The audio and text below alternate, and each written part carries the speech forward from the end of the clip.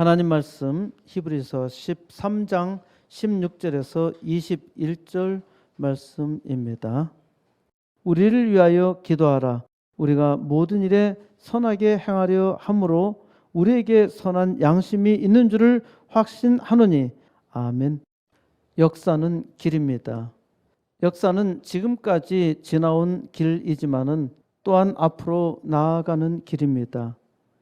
지금 우리가 어디에 있고 우리가 어디로 가는가는 역사 이해에 달려 있습니다. 절대 군주 왕의 역사에서 살아온 사람은 과거의 역사가 오랜 동안 왕의 지배하에 살았죠. 왕의 의지에서 살고자 합니다. 공산주의 역사에서 사는 사람은 공산주의에 의지하여 살고자 하죠. 공산주의가 아무리 사악한 이념이라고 설득해도 사람들은 잘 받아들이지 못합니다. 공산주의 역사가 잘못되었는데 역사가 잘못되었다는 것을 알지 못합니다. 이는 역사를 잘못 가르쳤기 때문입니다. 역사를 바르게 배워야 합니다. 역사를 바르게 알아야 역사를 바로 세울 수 있기 때문입니다. 역사를 잘못 배우니까 역사를 잘못 세워나가고 있는 것이죠. 마르크스는 공산주의 사회로 역사가 진보한다고 가르쳤는데, 그래서 진보주의는 역사가 발전한다고 생각하고 있고 역사 발전의 끝은 공산사회라고 생각하는 것입니다. 그런데 공산주의 사회가 참으로 허망하다는 것이 증명되었죠. 공산주의가 분명히 거짓 이념인데도 불구하고 많은 사람들은 공산주의가 아주 사악하다는 사실을 여전히 모르고 있습니다. 우리나라는 과거 역사에서 중국으로부터 많은 침공을 받았습니다마는 중국이 우리나라를 수없이 침략했는데 우리나라 사람들은 중국에 침략당했다고 생각하지를 않습니다. 과거의 역사를 볼 때 앞으로도 중국은 얼마든지 우리나라를 침공할 수 있다고 생각할 수 있는데 우리는 우리의 아주 친한 친구로 착각하고 있습니다. 우리나라 역사에서 가장 큰 비극은 1592년 임진 1조 침략 전쟁, 임진왜란이라고 하는데요. 이는 용어를 잘못 쓰고 있는 겁니다. 국사를 제대로 세우려면 용어가 제대로 되어야 하고요. 이 해가 임진년이었기 때문에 임진이라는 표현을 쓰는 것이고, 그때 당시 조선과 일본의 전쟁, 일본이 조선을 침략한 전쟁이기 때문에 일조 침략 전쟁이라 해야 합니다. 아주 재미있는 사실은 중국에서는 임진 원조 전쟁이라고 하는데요. 이는 1950년 한국 전쟁을 중공에서 미국에 대항하는 원조 전쟁, 그래서 항미 원조 전쟁이라 하는 것과 맥락이 같죠. 두 번째 비극은 1905년 일본이 우리나라를 완전히 잡아먹었던 일조 늑약, 일본 조선 간 강제적인 조약이었고요. 1910년이 이르러서 일본이 한국을 강제로 병탄한 이란 병탄이 일어나는데 실제적으로 우리나라의 국가는 1905년에 상실했습니다. 세 번째는 1950년 한국전쟁이 있죠.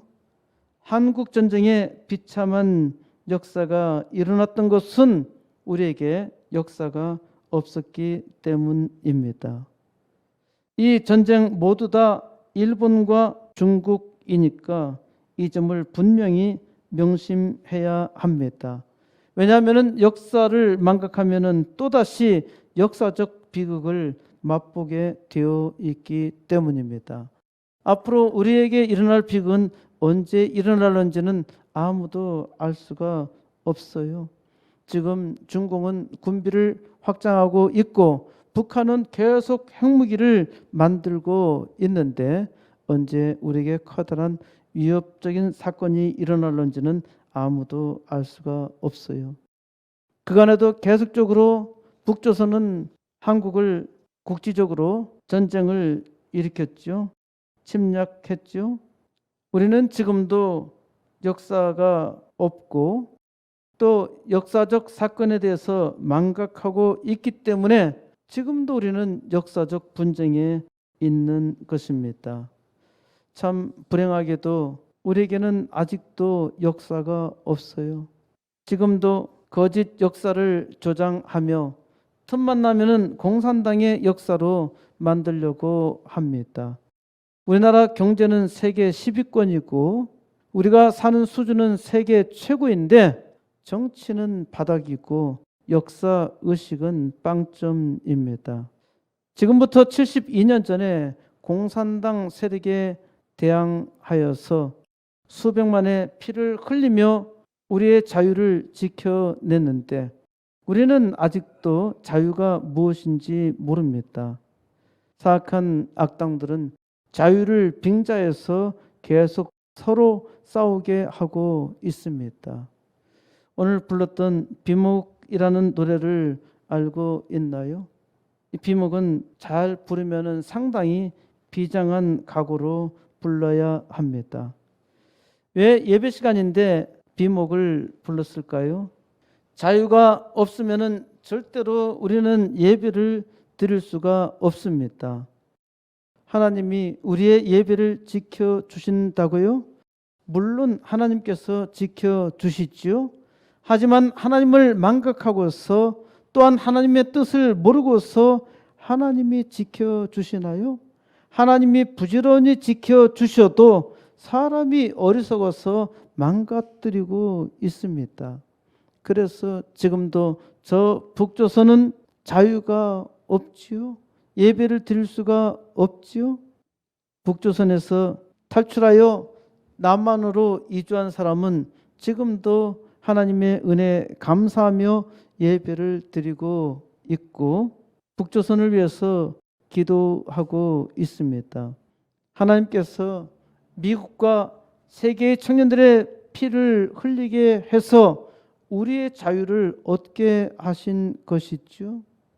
이는 또한 우리가 한국 전쟁에서 반쪽이라도 자유를 얻게 된 것은 하나님의 놀라운 은혜입니다.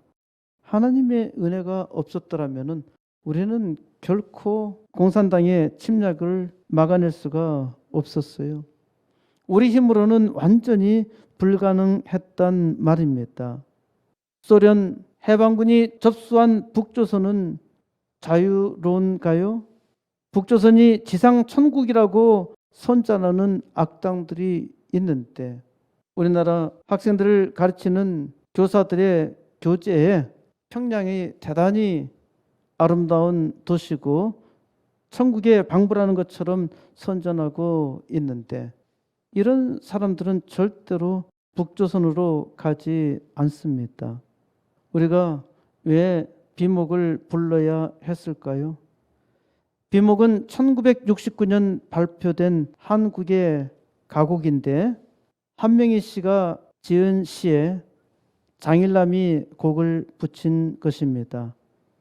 한명희는 1964년 7사단 소대장으로 근무하는 중에 초가을 어느 날 강원도 화천 백암산에 잡초 우거진 양지 바른 산 모퉁이를 지나면서 십자 나무만 세워진 무명 용사의 돌무덤을 보았습니다.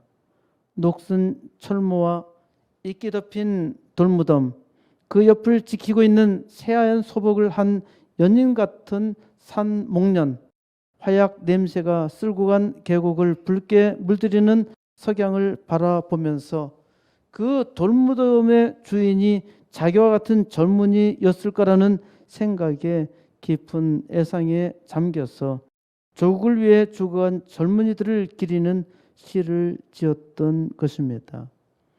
한 명이는 TBC 방송국에 근무하면서 가곡을 소개하는 라디오 프로그램 진행을 맡았는데 한양대 음대 장일남 교수에게서 가곡 가사를 지어달라는 요청을 받아서 그때 자기가 보았던 비목이 떠올라서 지었다고 합니다.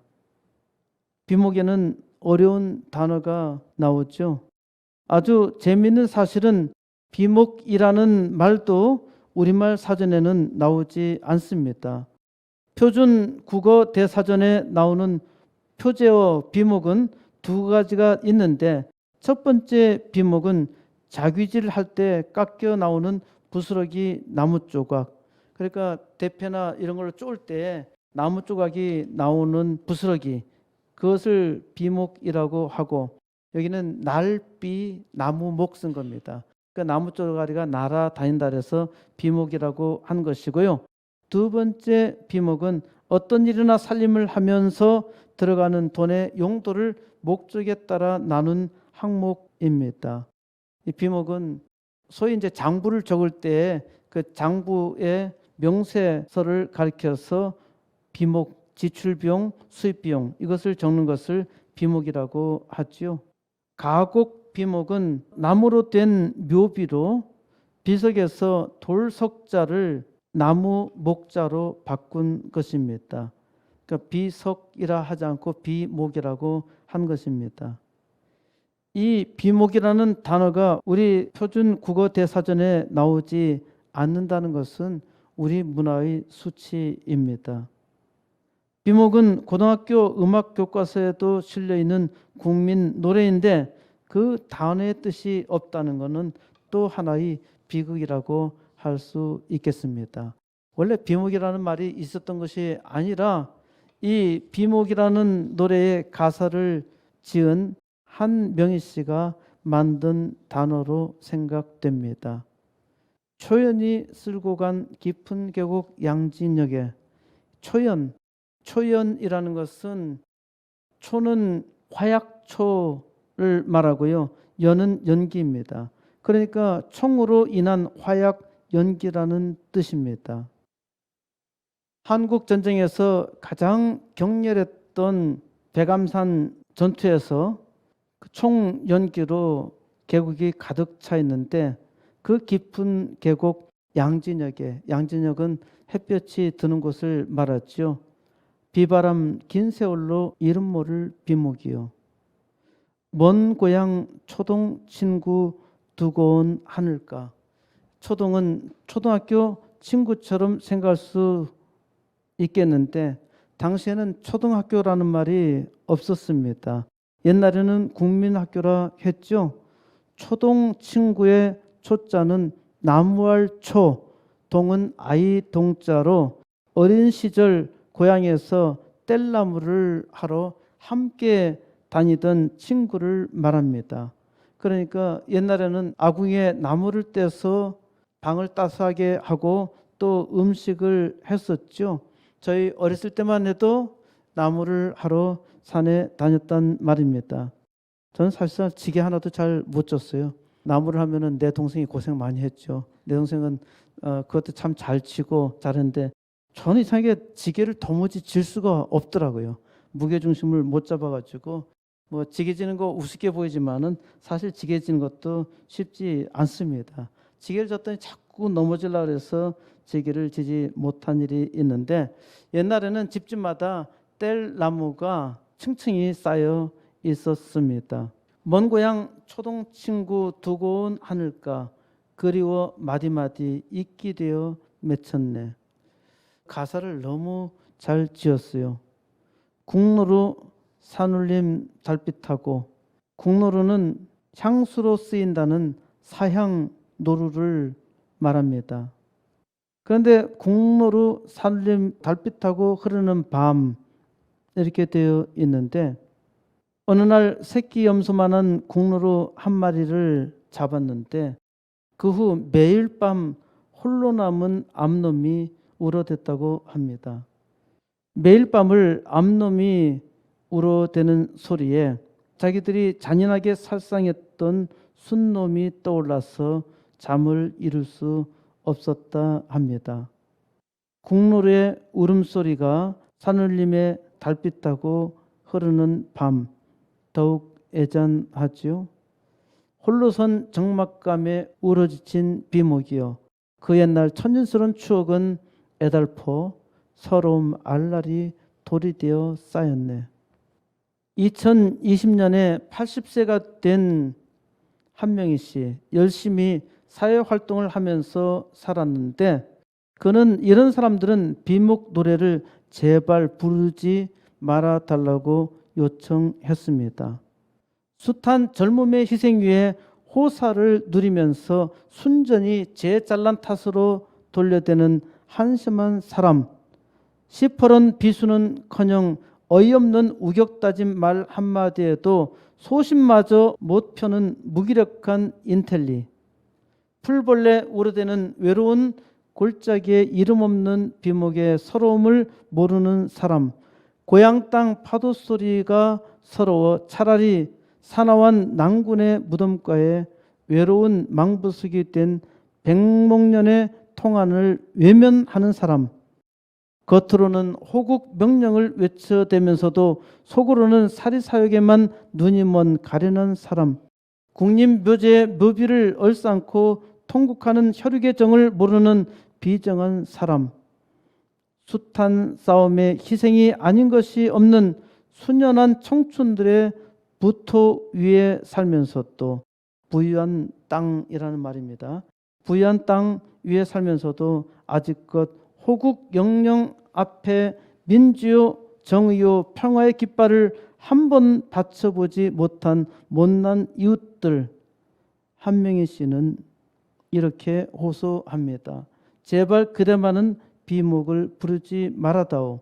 죽은 자만 억울하다고 초연에 휩싸여간 젊은 영령들이 진노하기 전에. 강원도 화천군은 1995년 한국전쟁에서 희생된 무명 용사들을 추모하기 위해서 비목공원을 조성했습니다. 1996년 6월 6일 현충일을 전후하여 매년 비목공원에서 한국전쟁으로 순국한 젊은 영혼들을 추모하기 위해서 비목문화제를 개최하고 있습니다. 그 비목공원에 비목 가사가 새겨진 기념석이 있고 그 공원에 뼈대만 앙상하게 남은 관솔 위에 걸린 녹슨 철무가 있어서 전쟁으로 죽은 이름 모를 병사의 애잔한 슬픔과 함께 분단된 조국의 비애를 느끼게 합니다. 아마 여러분들도 그 녹슨 철모가 이 비목 위에 올라가 있는 사진을 본 적이 있을 터인데요. 비석에는 이 사람의 이름이 있는데 이 비목에는 사람의 이름이 없습니다. 그래서 이름 모를 병사의 이 구멍난 녹슨 철모가 그 위에 있는 것이죠. 다시는 이 땅에 전쟁의 비극이 일어나지 말아야 하는데 북조선은 이제 핵으로 한국을 위협하고 있습니다. 비목공원 위에는 평화의 댐이 있는데 평화의 댐을 기억한 사람들이 있죠. 이는 1986년 북한이 200억 톤가량의 물을 담을 수 있는 금강산 댐을 짓고 있었는데 이걸로 수공을 하면은 댐을 열어서 물로 갑자기 공격을 하게 되면은 강원도와 서울의 1위까지 엄청난 재앙을 가져올 것이라고 언론에서 보도를 했습니다. 얼마 전인 1983년 9월 1일 칼기 격추 사건이 있었고 10월 9일에는 아웅산 폭파 사건으로 내외적으로 상당한 혼란기에 있었기 때문에 국민들의 적극적인 호응을 받아서 이 평화의 댐을 건설했습니다마는 나중에 이 댐 건설이 당시 정부의 대국민 사기극이었다는 주장으로 말이 많았습니다. 그런데 1996년과 1999년 홍수 위기에 평화의 댐이 큰 도움이 되었고요. 2002년에 북조선이 금강산 댐 공사를 다시 재개하면서 물폭탄을 내려서 평화의 댐이 붕괴 위기까지 간 일이 있습니다.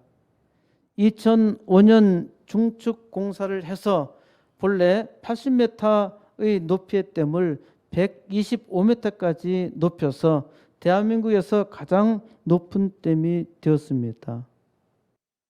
이 댐을 지었던 인물이 전두환 대통령인데, 전두환 대통령이 그동안 이 댐 때문에 욕을 많이 먹었는데 나중에 금강산 댐과 홍수로 인해서 이 댐이 큰 기여한 것을 보고 내가 잘못 지은 것은 아니구만 했다는 일화가 있습니다. 이스라엘은 역사를 품은 민족입니다. 하나님께서 이스라엘에게 역사를 새겨 두셨어요.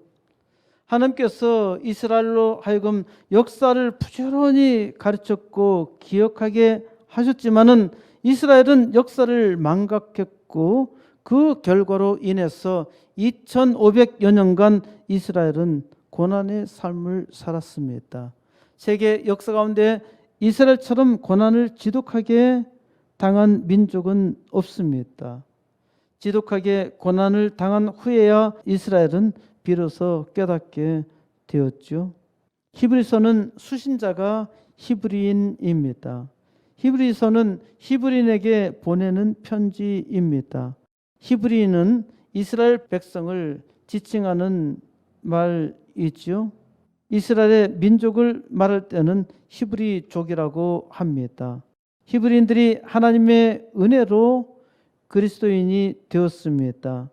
하나님을 믿게 되었지만은 히브리 민족은 본래 하나님을 믿었지만은 예수 그리스도를 받아들이지 않았죠. 예수 그리스도의 은혜를 받고 예수 그리스도를 믿기는 하였지만은 여전히 불안했습니다. 하나님의 놀라운 은혜를 받았음에도 불구하고 사람은 그 은혜를 쉽게 망각하기 때문입니다. 사람이 하나님의 은혜를 얼마나 잘 망각하는가, 이스라엘의 민족의 역사를 통해서 하나님께서 수없이 보여주셨어요. 그러니까 여기서도 하나님께서 히브리 민족에게, 이스라엘 민족에게 예수 그리스도를 만나는 은혜를 주셨고 예수 그리스도로 구원을 해 주셨지만은 이스라엘 백성들은, 히브리인들은 다시 예수 그리스도를 부인하는 지경에 이르렀던 것입니다. 사람이 은혜를 아무리 맛보았어도 쉽게 옛사람으로 돌아갑니다.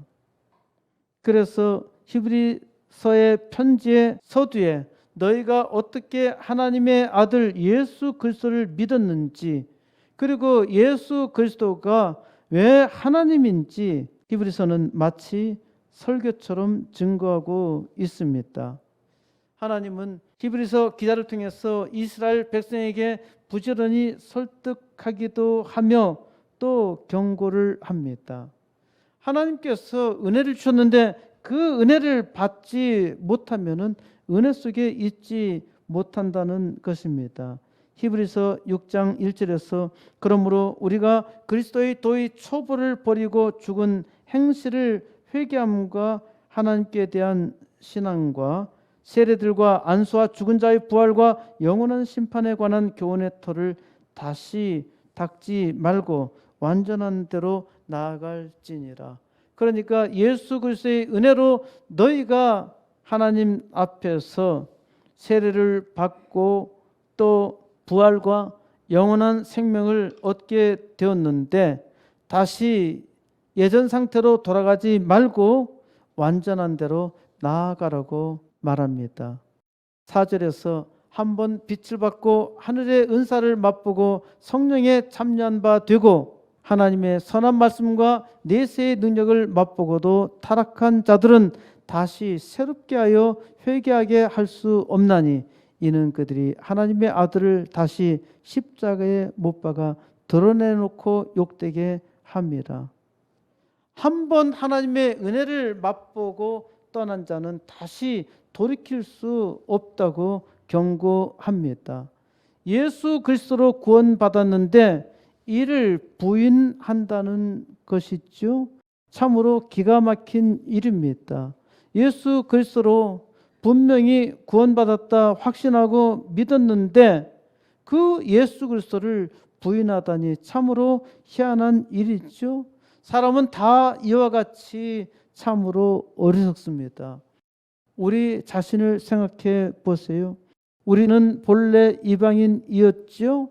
우리는 본래 도무지 구원받지 못할 대상이었단 말입니다.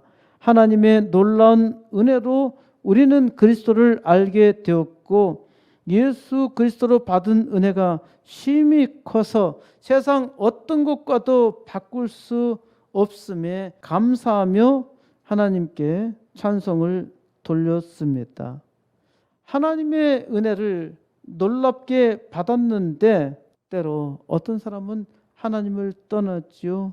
배반하지요. 어떻게 하나님을 믿었는데 떠날 수 있나요? 수많은 사람들이 하나님의 감동을 받았지만은 하나님의 감동으로 살아가는 사람들은 아주 적습니다. 왜 그런가요? 사람이 악하다는 것이죠. 하나님께서 은혜를 주셔도 사람은 금방 망각하며 그 은혜를 깡그리 잃어버리고 옛사람으로 돌아갑니다.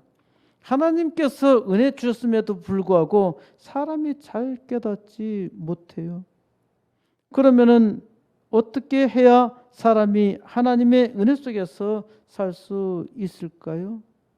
히브리서 10장 19절에서 그러므로 형제들아 우리가 예수의 피를 힘입어 성소에 들어갈 담력을 얻었나니 우리는 예수 그리스도의 피로 하나님께 당당하게 또 담대하게 나아갈 수 있었습니다.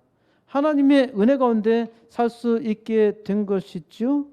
20절에서 그 길은 우리를 위하여 휘장 가운데로 열어놓으신 새로운 살 길이요 휘장은 곧 그의 육체니라. 예수 그리스도께서 십자가에 달려 죽으심으로 자기의 죽음을 통해서 지성소를 막았던 휘장을 열고 그 사이로 우리가 하나님께 나아갈 수 있도록 길을 여신 것입니다. 바로 예수 그리스도로 인해서 만든 새로운 길이 우리의 살 길입니다. 이 길은 예수 그리스도의 육체로 만든 길이죠. 21절에서 또 하나님의 집 다스리는 큰 제사장이 계심에 우리가 마음의 뿌림을 받아 악한 양심으로부터 벗어나고 몸은 맑은 물로 씻음을 받았으니 참마음과 온전한 믿음으로 하나님께 나아가자. 하나님의 은혜를 받고 살 길을 얻은 사람들은 이제 어떻게 살아갈 수 있습니까? 첫째로 참마음과 온전한 믿음으로 하나님께 나아가야 합니다. 하나님께 나아가야 살 수 있어요. 하나님께서 은혜 주셨는데 하나님께 나아가지 아니하면은 살 수가 없는 것입니다. 참된 마음과 온전한 믿음으로 하나님께 나아가라 하시죠. 10장 23절에서 또 약속하신 이는 믿으시니 우리가 믿는 도리의 소망을 움직이지 말며 굳게 잡고 서로 돌아보아 사랑과 선행을 격려하며 모이기를 패하는 어떤 사람들의 습관과 같이 하지 말고 오직 권하여 그날이 가까움을 볼수록 더욱 그리하자. 두 번째는 소망을 굳게 잡으라고 하지요. 세 번째는 사랑을 하라고 합니다. 마지막 네 번째는 열심히 모여야 합니다. 그러니까 하나님의 은혜로 하나님 앞에 살려면은 하나님께 나아가야 은혜로 살 수 있습니다. 하나님께 나아가기만 하면 돼요. 하나님께 나온 사람들은 소망을 굳게 잡고 하나님의 은혜 가운데 사랑을 하며 열심히 모이기만 하면은 은혜 속에 강하게 사는 것입니다. 이것이 이 땅에서 하나님의 백성이 은혜롭게 사는 방법이지요. 이것이 어려운 일인가요?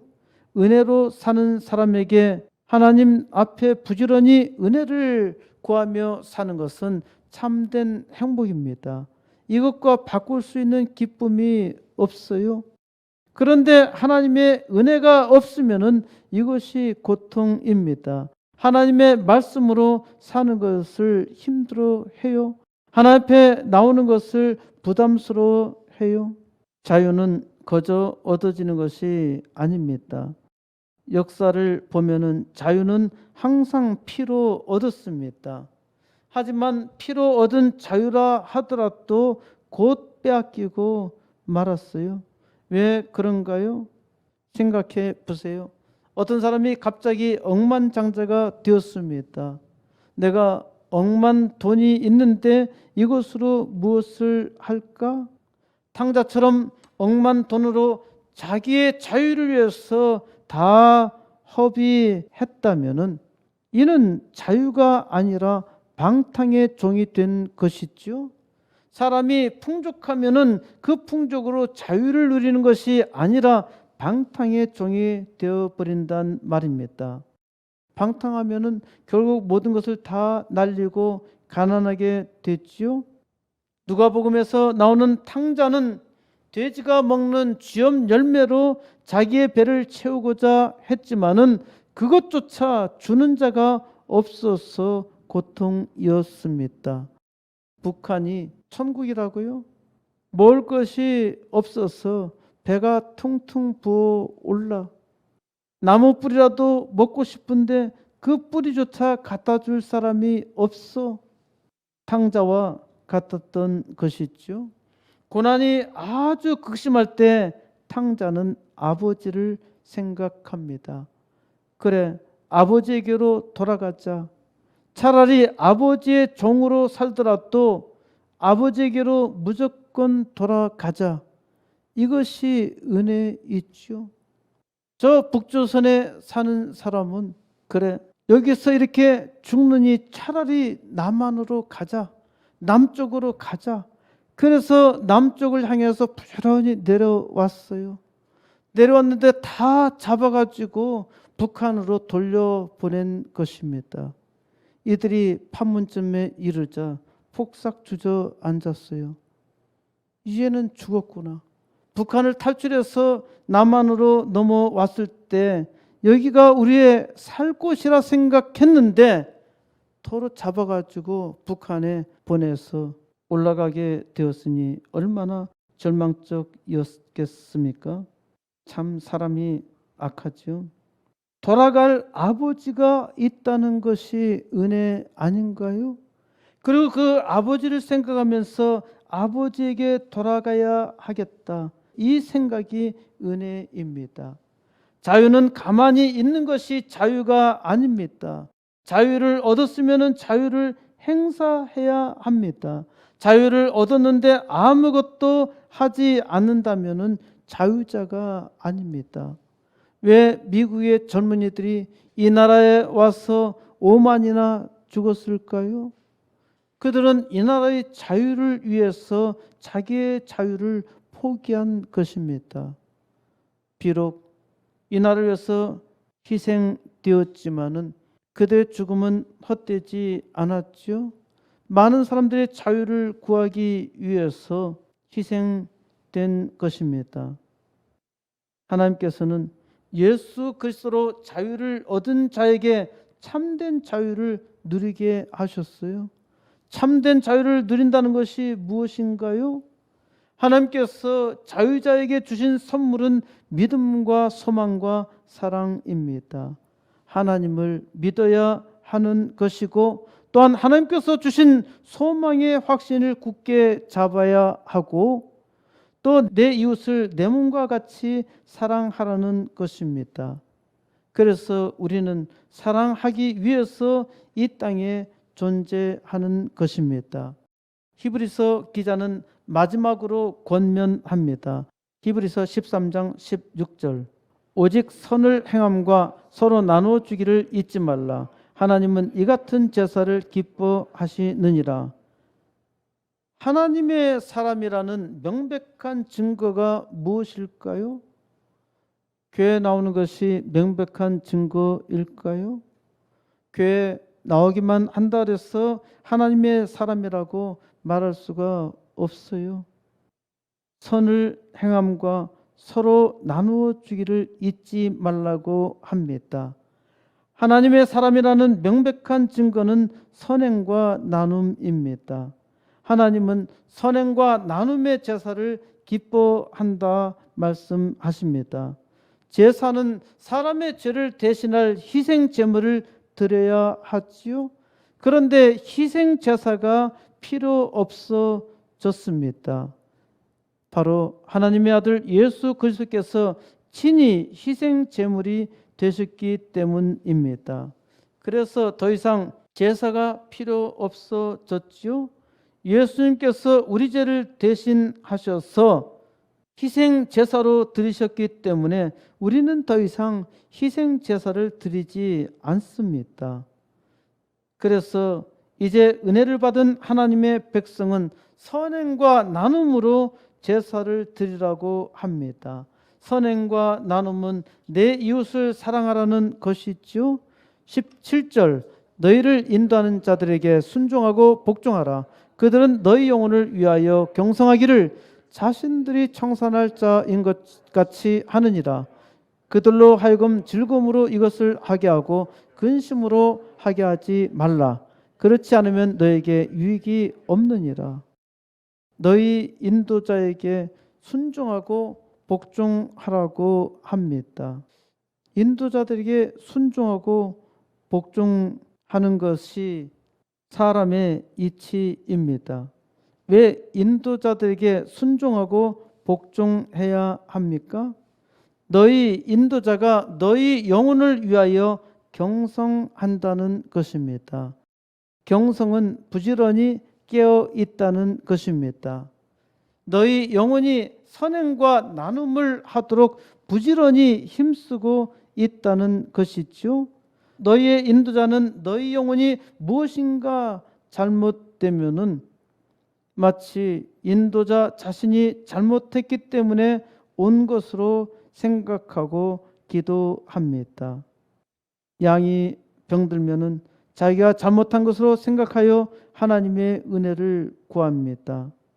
너희는 인도자들이 이것을 즐거움으로 하게 하라고 권합니다.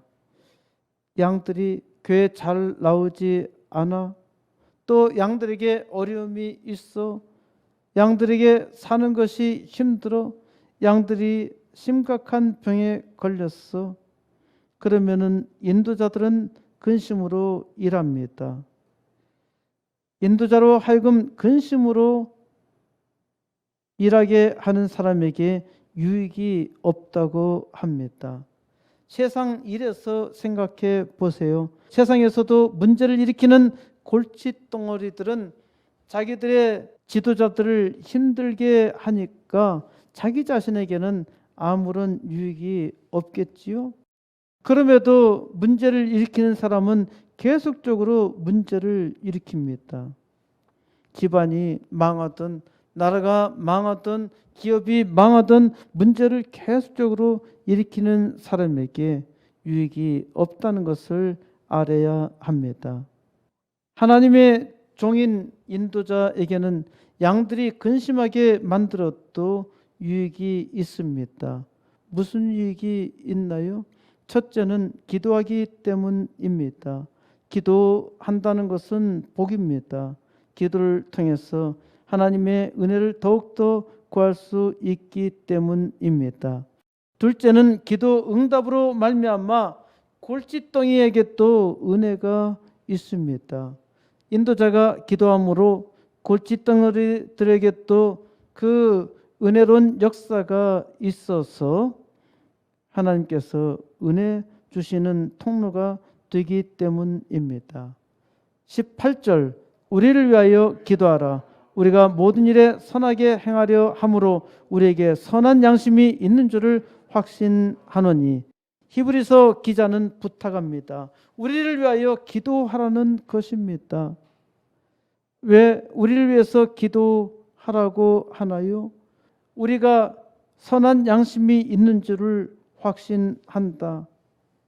우리가 선한 양심이 있기 때문에 우리는 하나님의 선한 일을 행하고 있고 우리가 모든 일에 선을 행하는 것을 원하고 있기 때문이라 합니다.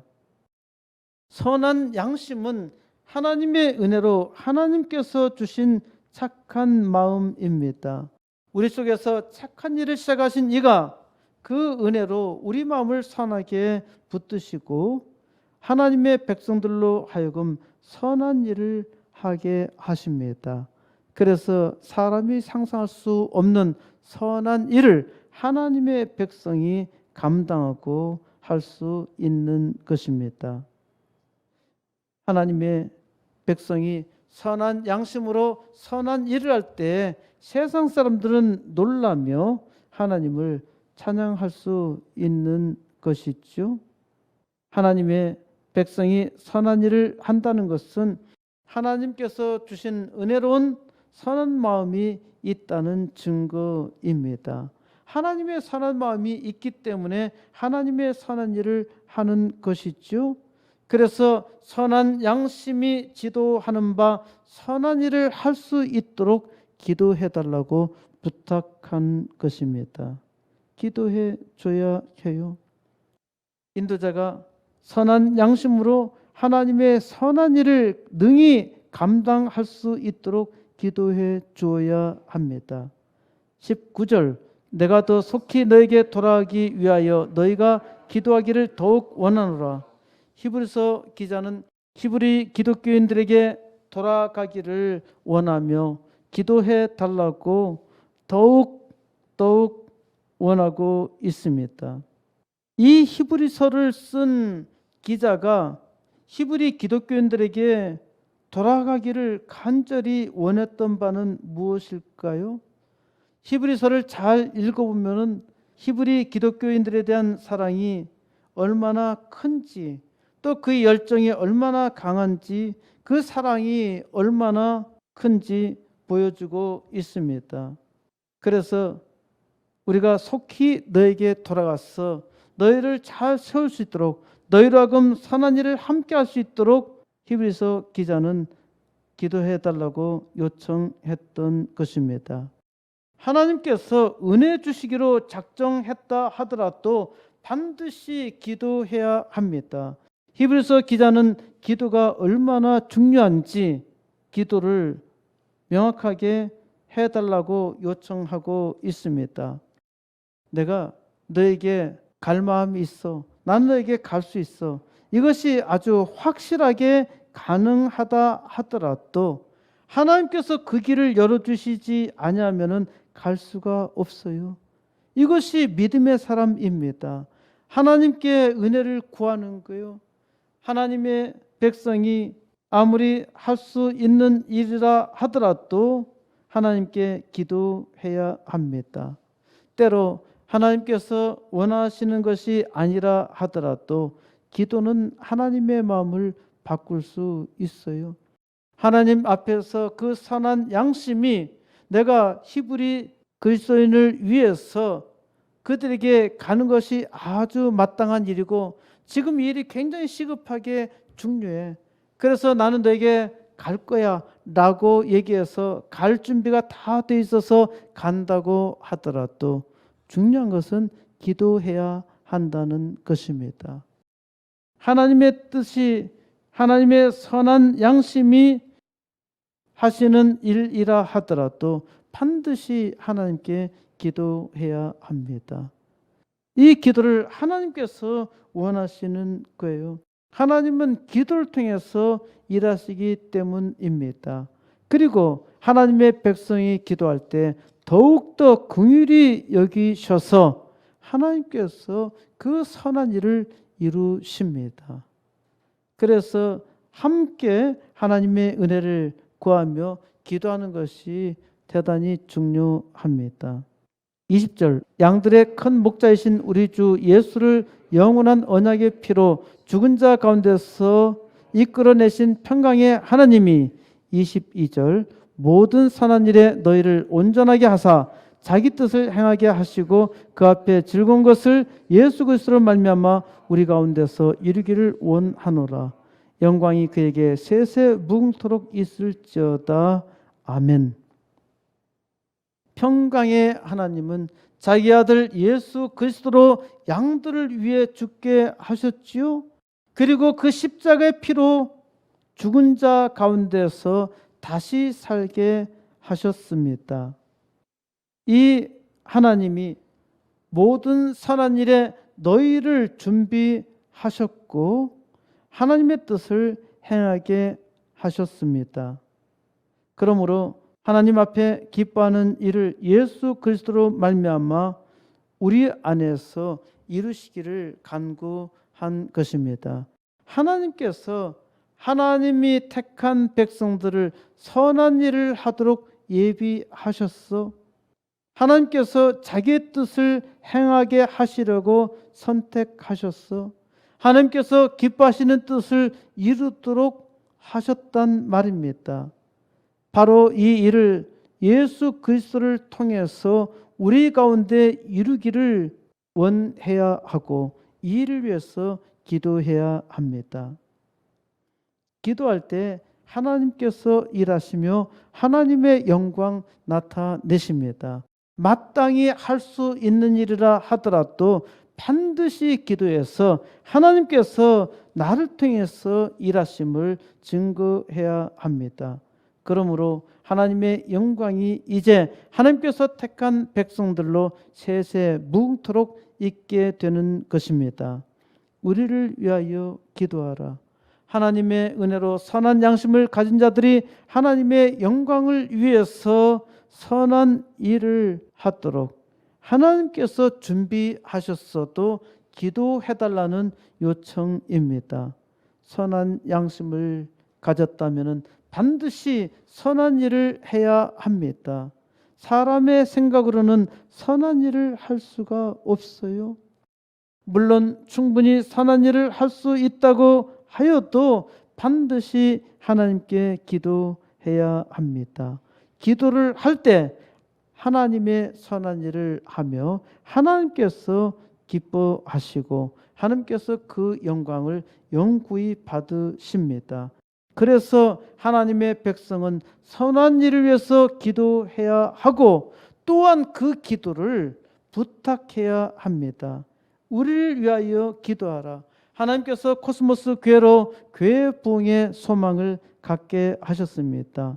이는 하나님을 믿는 사람에게, 부흥은 하나님을 믿는 사람에게 선한 양심입니다. 하나님의 선한 양심이 하나님의 선한 역사로 속히 일어나도록 기도하고 기도해 주어야 합니다.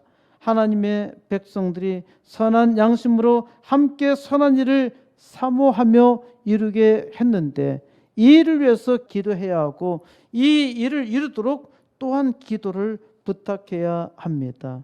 이제 코스모스 교회는 부흥을 시작해야 합니다. 80개 개척교회와 2개 학교는 부흥의 시작입니다. 사람의 능력으로는 전혀 할 수 없지요. 사람의 생각으로도 감히 생각할 수가 없어요. 하나님께서 주시는 비전이요 은혜입니다. 기도해 주세요. 인도자에게 순복하며 복종하여서 하나님의 선한 뜻을 함께 이루어야 하지 않습니까? 이제 하나님께서 코스모스 교회에 주신 하나님의 은혜의 역사를 능히 이루어 하나님의 선한 양심을 가진 하나님의 종들마다 이제 부흥의 역사를 함께 시작하여 먼저 80개 개척교회 2개 학교를 분명하게 이루어서 온 우주에 하나님의 영광스러운 역사 이루어야 합니다. 하나님의 택한 백성들이 선한 양심으로 하나님의 은혜를 구하여 이 땅 부흥의 역사 속히 이루시기를 우리 주 예수 그리스도의 이름으로 간절히 축원드립니다.